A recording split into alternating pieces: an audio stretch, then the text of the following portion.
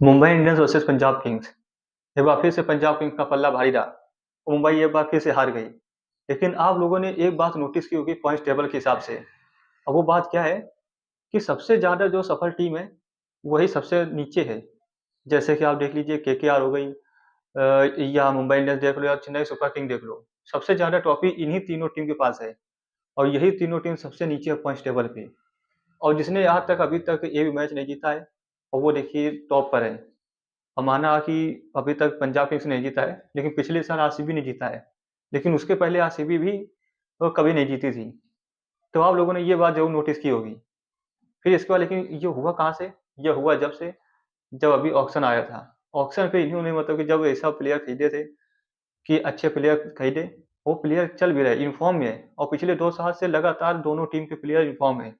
फिर आप चाहे आरसीबी तरफ से ले लो, फिर चाहे आप पंजाब के ले लो, दोनों टीम के सभी प्लेयर इन्फॉर्म प्लेयर चल रहे हैं। और यहाँ पे तो आपको ये भी नोटिस किया होगा कि पंजाब किंग में तो अभी इस समय बैटिंग के हिसाब से देखा जाए तो अभी अनकैप प्लेयर ही ज़्यादा सबसे ज़्यादा है। सिर्फ एक कैप प्लेयर है, वो भी श्रेयस अय्यर खुद है। सरपंच साहब इकलौते वही हैं जो कैप प्लेयर है, और बाकी सारे अनकैप प्लेयर है। फिर इसके बॉलिंग देखा जाए, बॉलिंग तो अर्शदीप देखो, अर्शदीप सिंह है। जैसा कि मैंने आपको पिछले उसमें वीडियो में बताया था कि अर्शदीप सिंह देखो लगातार 10 मैच से पावर प्ले में विकेट नहीं ले जा पा रहे थे। और इस बार देखो, आज खैर उन्होंने मतलब कि सब काम पूरा किया और पावर प्ले में विकेट ले लिया। तो ये ज़्यादा दिन तक देखो नहीं रहता, क्योंकि जो प्लेयर अच्छा होता है वो ज़्यादा दिन तक अपने फॉर्म से बाहर नहीं रहता। एक नए दिन अपने फॉर्म पे आता है और फिर ऐसी वापसी करता है तो सब लोग देखते रह जाते हैं। और उन्होंने जैसे ही मतलब कि अपने पावर प्ले में देखो विकेट लेना स्टार्ट किया, और देखो मुंबई को कहीं पर भी रुकने नहीं दिया। बीच मुंबई हाँ थोड़ा मतलब रन बनाना स्टार्ट हुई थी, जब इसके बाद जब तुम्हारे क्विंटन डिकॉक आए थे, और क्विंटन डिकॉक के साथ साथ आए थे तुम्हारे नमनदीप। ये दोनों जब प्लेयर आए थे तब इन लोगों ने थोड़े मतलब पार्टनरशिप अच्छी की। लेकिन उसके पहले हम लोग बात करते हैं, जैसा कि देखो मुंबई इंडियंस तरफ से देखो रोहित शर्मा की चोट लग गई थी, तो वो टीम से बाहर थे। फिर रोहित शर्मा की जगह क्विंटन डिकॉक आए, और क्विंटन डिकॉक के साथ साथ हमारे रॉय रिकल्टन आए। तो रॉय रिकल्टन तो देखो पहली मैच में अच्छी पारी खेली, इसके बाद उनका फॉर्म बिल्कुल खराब चल रहा है, बिल्कुल रन नहीं बन रहे।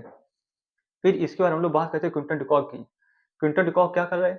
क्विंटन डिकॉक देखो अभी तक मैच एक भी नहीं खेले थे इस सीजन।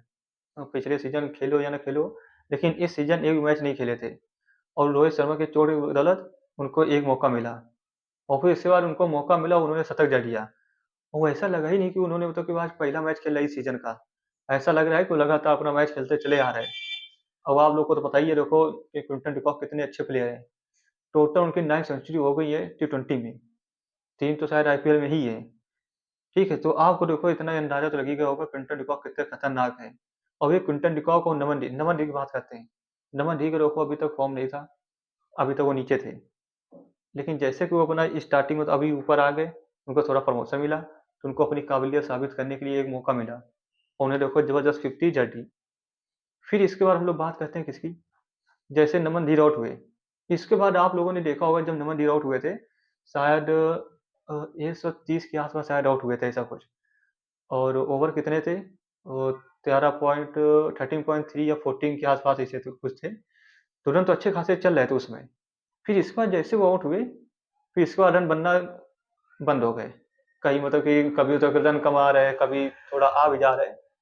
तो इसके मतलब क्या होता है कि जैसे कि आप लोगों ने सूर्य कुमार यादव को देखा होगा। सूर्य कुमार यादव देखो बिल्कुल फॉर्म नहीं चल रहे, कभी रन बना देते हैं, कभी तो जीरो में ही आउट हो जाते हैं। तो उन्हें थोड़ा अपना ध्यान करना पड़ेगा कि उन्हें थोड़ा सा बैटिंग अच्छी करनी पड़ेगी, क्योंकि देखो सबसे ज्यादा सफल टीम यही है मुंबई इंडियंस। और ऐसा होता है कि बहुत साल बाद हुआ है कि लगातार तो 4 मैच हार रही है, और वो एक इतनी जो 5 ट्रॉफी जीती हुई है, और वो मतलब लगातार 4 मैच हार रही है। तो इसमें कुछ सोचने की बात है। और ये सोचने की बात क्या है कि उन्होंने देखो सभी प्लेयर, जितने भी प्लेयर है, सभी प्लेयर ही इन फॉर्म में नहीं है, मतलब फॉर्म पे नहीं है, सभी आउट ऑफ फॉर्म है। तो यही कारण है, लेकिन अब क्या किया जाए जब सभी आउट ऑफ फॉर्म है, तो उसमें टीम कर भी क्या सकती है। फिर इस बार हम लोग बात करते हैं किसकी? नवजीत आउट हो गया, उसके बाद जब पांड्या जब आए थे, तो मेरे हिसाब से पांड्या से पहले उनको आना चाहिए था किसको? रदरफोर्ड को। इसलिए क्योंकि देखो वो इन्फॉर्म प्लेयर है, पिछली बार देखो उन्होंने अच्छे खासे रन बनाए थे। और लेकिन जो पांड्या आए, वो मुझे समझ नहीं आया कि पांड्या तो कितनी जल्दी क्यों आए। अगर थोड़ा सा रदरफोर्ड को थोड़ा ऊपर मौका दे देते, शायद वो रन बना देते। बाकी को बाद में देखो आखिरी में तो आए, उनसे रन नहीं बने, लेकिन वो रन क्यों नहीं बने? क्योंकि सामने वाली टीम के जो बॉलर है, उनको जितने उनके मतलब बॉलें खेली हैं, वो हर एक गेम पे मतलब कि उनको यॉर्कर ही मिली है। तो इसी वजह से यॉर्कर को मारना देखो इतना आसान नहीं होता है। अगर आप मैच खेलते होगे, तो आप लोग को इतना तो पता ही होगा कि यॉर्कर को तो मारना इतना आसान नहीं है।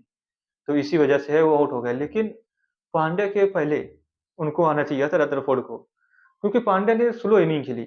अब उनसे बैट से रन जा भी नहीं रहे थे। लेकिन हाँ, एक बात माननी पड़ेगी, जब उन्होंने शॉट मारा था तो वो शॉट छक्का ही था। लेकिन हमारे सरपंच साहब क्या जबरदस्त कैच पकड़ी। अब वहां से पूरा रिकॉर्ड को बोल दिया, क्योंकि वहां से हार्दिक पांड्या देखो अपने फॉर्म पे आ रहे थे। अगर वो छक्का हो जाता, ठीक है, तो अच्छे खासे देखो 6 रन देखो बढ़ जाते। वो छक्का तो उन्होंने रोका, और छक्का को मतलब उन्होंने कैच में बदल दिया। मतलब 6 रन भी रोके और एक प्लेयर को भी आउट किया। मतलब दो तरफ से मुंबई इंडियंस को उन्होंने मतलब कि नुकसान पहुंचा दिया। वहां से भी थोड़ा लफड़ा हो गया मुंबई इंडियंस को, कि एक प्लेयर भी चला गया, सेट प्लेयर, और रन भी मतलब कि चले गए। फिर इसके बाद जो है आए, तो सही से बैटिंग नहीं हो पाई। तिलक वर्मा आए तो, लेकिन उन्होंने मारा। वो तो बहुत ही आखिरी में आया, तो उसकी बातें वो तो खत्म करते हैं, क्योंकि वो पहले ही आते थे। तो इस समय उनके रन नहीं आ रहे थे। तो बात हम लोग खत्म ही कर देते हैं। फिर इसके बाद हम लोग बात करते हैं बॉलिंग की तरफ से। बॉलिंग की तरफ से देखो कोई भी फॉर्म में नहीं चल रहा है।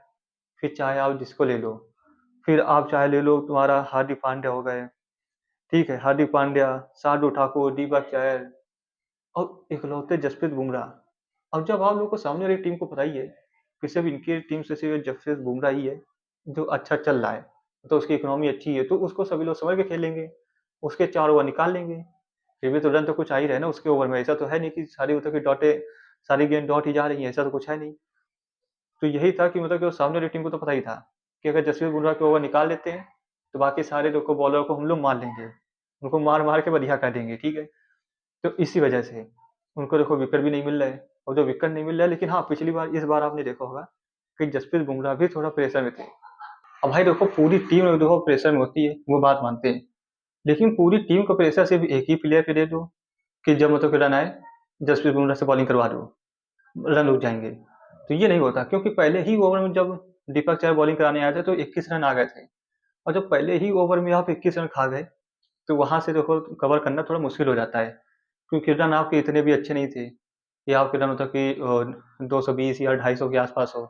तो चलो पहले ओवर में 21 आ गए, तो उसके बाद फिर, लेकिन ये क्या होता है, मतलब इससे पहले ओवर में जब 21 आ गए, जब दूसरे ओवर में आपको बुमराह ने दे दिया, तो बुमराह ने सिर्फ 5 रन दिए, ठीक है। तो इससे ज्यादा मतलब कि वो फर्क नहीं पड़ता। और फिर सामने वाला जब जानता है कि जसप्रीत बुमराह बॉलिंग कराने आ रहा है, तो इसको हम लोग रोक लेंगे, बाकी सब लोग तो मार लेंगे ना। तो ये रणनीति थी पंजाब की। और फिर बात करते हैं हम लोग पंजाब की बॉलिंग की तरफ से, कि पंजाब की बॉलिंग देखो सभी देखो अच्छे फॉर्म पे है। फिर आप चाहे ले लो किसको, मार्को यानसन को ले लो, ठीक है। और उन्होंने यानसन ने क्या किया, यानसन को मतलब कि स्टार्टिंग ही पहले ओवर इन्हीं से करवा दिया। और जब आपके पास दो इन्फॉर्म प्लेयर होते हैं, बॉलर होते हैं, और उन्होंने पावर प्ले में ही अच्छी बॉलिंग करा दी, तो वहां से क्या पड़ता है कि सामने वाली टीम को प्रेशर आ जाता है। और प्रेशर के चक्कर में फिर विकेट जाना स्टार्ट हो जाते हैं।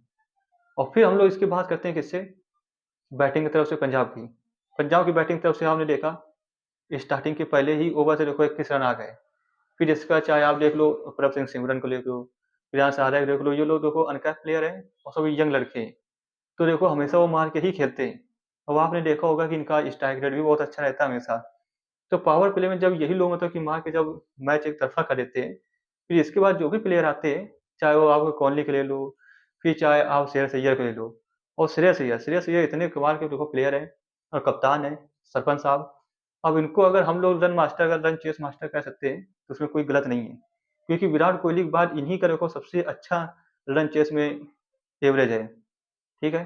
तो हम लोग अगर इनको मॉडर्न में अगर रन चेस मास्टर कह सकते हैं, तो कोई बड़ी बात नहीं। और हम लोग अगर इनको कोहली से कंपेयर कर रहे हैं, तो आप लोग समझ ही गए होंगे कि कितने मतलब कि अच्छे प्लेयर हैं ये। फिर इसके बाद हम लोग बात करते हैं आज की मैच की। आज मैच होने वाला है हमारा, इसका केकेआर वर्सेस गुजरात। अब केकेआर की तरफ तो देखो और भी ज़्यादा मुश्किलें बढ़ गई हैं, क्योंकि वो अभी तक एक भी मैच नहीं जीते। और आप लोग को जैसा पता है, उनके भी प्लेयर फॉर्म पे नहीं है। फिर चाहे आप देखो बात कर लो रिंकू सिंह, रमनदीप, या कोई भी मतलब कि आप बैटर ले लो, कोई भी फॉर्म पे नहीं है, ना बैटर फॉर्म पे है ना बॉलर फॉर्म पे है। तो जब सारी टीम एक साथ फॉर्म पे नहीं रहती है, तो उनकी मुश्किलें बढ़ जाती हैं। तो ये, और बाकी आप देख सकते हो गुजरात की देखो टॉप ऑर्डर तो अच्छा ही है, बॉलिंग भी अच्छा, देखो राशिद खान भी अपने फॉर्म पे आ गए। और प्रसिद्ध कृष्णा तो आप लोग देख ही रहे हो कि पर्पल कैप की लिस्ट में है टॉप पर। तो इसी हिसाब से जब आप लोग देखा जाए, तो मेरे हिसाब से तो आज गुजरात आसानी से जीत जाएगी।